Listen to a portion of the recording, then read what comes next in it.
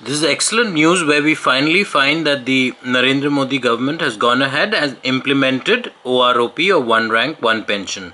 Some salient points here from Defence Minister Manohar Parrikar. Government of India respects its defence forces. We are proud of their devotion to duty. The issue of OROP has been pending for 4 decades. Then 500 crores has been announced by the earlier UPA government, but it was not based on any thorough calculation. Then this cost of OROP will go up in subsequent years, which is expected. Then a revision will happen every 5 years. Arrears will be paid in 4 half-yearly installments, but personnel who voluntarily retired or retire will not be covered under OROP. I appeal to veterans to continue to contribute to the vital task of nation building. So these are some of the salient points here. Going ahead to what Hindustan Times has to say, again breaking news.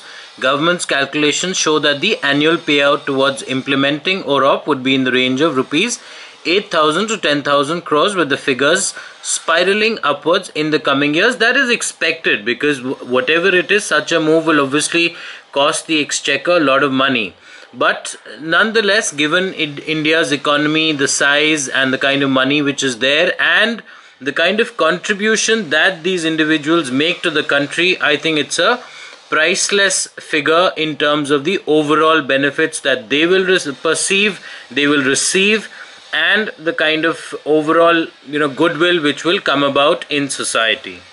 This is from NDTV. Government announces One Rank, One Pension for ex-servicemen. Let's hear what he has to say. It is a matter of deep anguish that the various governments remained ambivalent on the issue of OROP. In February 2014, the then government stated that OROP would be implemented in the year 2014-15, but did not specify what OROP would be, how it would be implemented, or how much it would cost.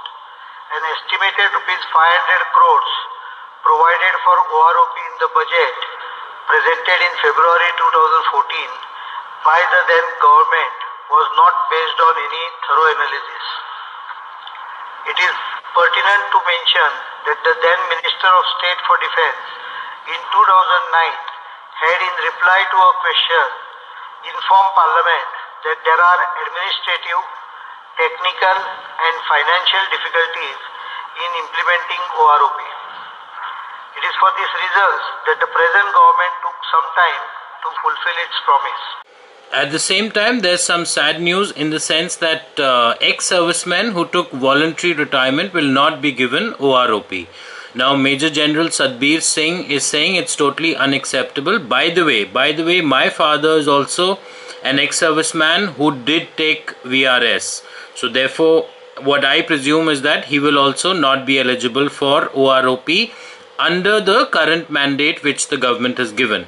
In case any changes come up, that will of course affect the ruling, but as of now, as per what the government has stated, he will not be eligible for OROP among thousands, tens of thousands of others who also took voluntary retirement. Let's see how things go in times to come.